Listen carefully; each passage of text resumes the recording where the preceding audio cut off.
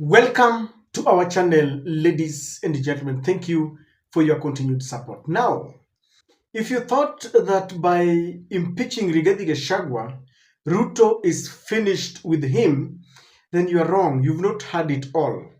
There are more elaborate plans to ensure that Rigathi Gachagua is completely annihilated. Not only he, but all the supporters, especially the leaders who have been supporting Rigathi Gachagua of late. And I want us to go straight to some of this proof. It is recorded that UDA moves to replace Gachagua with Kindiki as deputy party leader. This had been the plan. Immediately, the impeachment motion was thrown to the two houses. It was recorded, and it is said that President William Ruto's United Democratic Alliance has said it will soon unveil Deputy President designate Kithure Kindiki as its deputy party leader once the ongoing court cases challenging the impeachment of Rigathi Gachagua are concluded. And I believe they were concluded today. What is remaining or what remains are mere formality. It goes on to say that UDA Secretary General Hassan Omar on Tuesday said the party would not accept to have Mr. Gachagua as its deputy party leader due to the deteriorating relationship that he has had with the party by going against its deals and stifling its national development agenda. Quoting him verbatim, this is what he said: "This is purely a political issue. There is no court that can give you leadership. The relationship is already strained and he cannot continue serving as the deputy party leader," Mr. Omar said in Nairobi. Remember, Mr. Omar was also very deliberately placed there to replace the former Kakamega Senator, Cleopas Malala, because Cleopas had started aligning himself with Rigathi Gachagua. Now, I want us to marry these 2 points. That is one. The other one is Gachagua allied MPs targeted in House purge. Kiharu MP Ndindi Nyoro is among 13 lawmakers targeted for ejection from influential committee leadership for disloyalty to President Ruto. Now, I told you that it is not enough that William Ruto engineered and successfully impeached his deputy Rigathi Gachagua. There are more elaborate plans. One of the plans are in the parliamentary committees, both in the Senate and National Assembly. Those who did not support this plan, those who did not support the broad-based government's initiative to kick away Rigathi Gachagua, especially the 4 senators who voted to try and save Rigathi Gachagua, and in the National Assembly, people like Ndindi Nyoro, who developed cold feet, are being targeted, and William Ruto wants to punish them. And you can see how many are they? 13 lawmakers. What kind of a country do we have? Now, before we try and elaborate this, I want us to get the opinion of the people. When this was posted, this is what people said, and I want us to read quite a number of them so that you get the opinion of the people concerning the plans to replace the Rigathi allied lawmakers. Then we marry the two of them. The plans to ensure that he's replaced as the deputy party leader and the plans to replace his allied members. Now, someone is saying here, Ndindi Nyoro deserves to be kicked out. Arrogance and insults that he directed towards former president. I want you to listen to the sentiments and you will know what is ailing the country. Someone is saying there that he really insulted Uhuru Kenyatta. Kaende kaende. That is someone who supports. Those are Ruto or Raila allied supporters. The other one is saying, okay, why do this now? One is wondering, why do this now? The other one is saying, the purge anarchy. They feel that there is a lot of anarchy in this government. It is either Ruto's way or the highway. Another person is saying, toa kabisa. It's the rule of the game. Yeah, someone feels that if you cannot cooperate, if you're not loyal, then you need to go. Another person is saying they be removed from those positions, but they will be re-elected back to parliament. Yeah, so this is someone I think from Mount Kenya. In fact, his name is Kariuki Wanjai, who's saying you will succeed in removing them from the committees, but the electorates are waiting for them and they will be re-elected, unlike the others who will remain because they are loyal to William Ruto, but they will never live to see the light of day in 2007. Another person is saying that all CSS in Mount Kenya should resign in solidarity with Gachagua. Those are sentiments. They feel that Murima, wale ambao wanatoka Murima wajiuzulu so that they stand in solidarity with Rigathi Gachagua. But you see, hii ni unga ya mtu. They hawataki kwa kama. The other person is saying, but we were told Ruto is preparing Ndindi Nyoro to take over from him after his term ends. Those were the words of William Ruto himself. He was saying that Ndindi Nyoro is a young man after they are done, and they were telling us that they were grooming Ndindi Nyoro. Now that is it. The groom has ended there, or the grooming has ended. Another person is saying that better be loyal to the constitution than being loyal to Pesa and broad-based socialites. Yes, the sentiment. Someone saying that you need to respect and protect our constitution, even if you're not loyal to the leadership there. I don't know. It is either Ruto's way or no way. We have no country here. Maybe just the last ones are, kwani in this government, no leader is allowed to have a contrary opinion. They must all agree with the leader. Then the other person saying, Ndindi Nyoro should bolt out with the shoulders high. It's time to stay put and show loyalty to the Ruriri. I don't know what that means. Someone saying, great, Ruto must deal with them, and they don't seem to care. Someone is saying, there are so many. I just wanted to read as many of them so that you understand what people feel.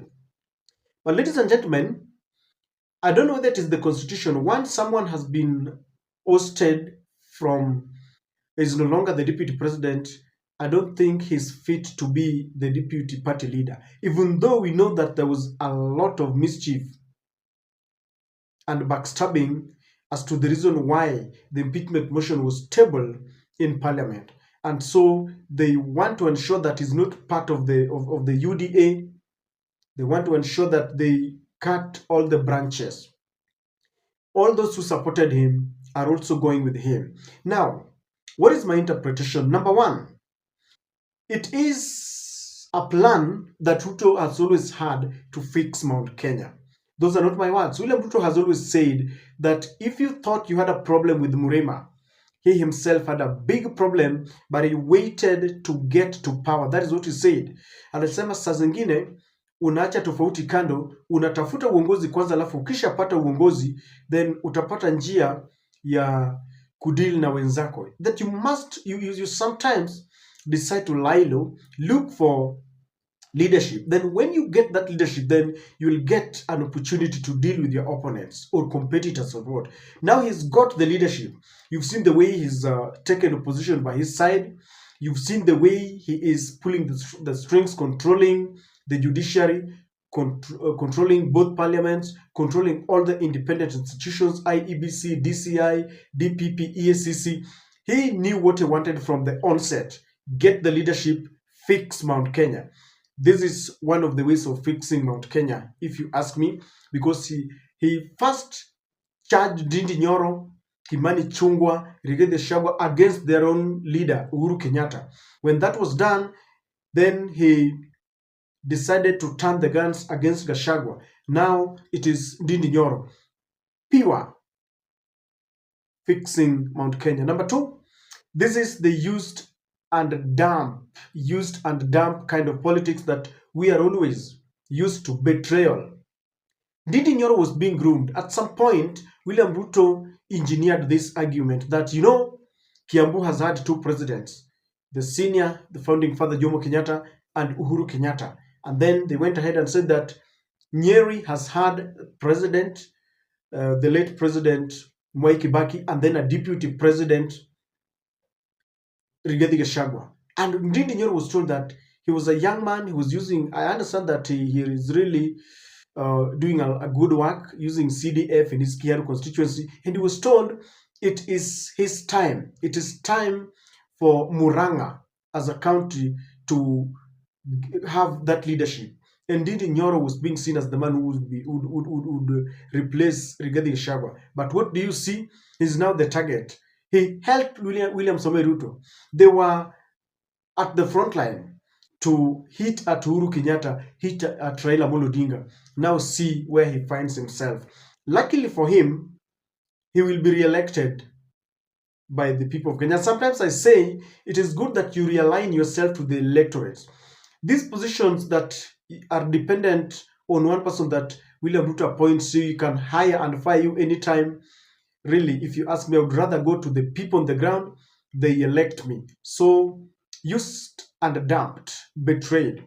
Number three, they want to completely annihilate Rigathi Gachagua politically. He has been removed.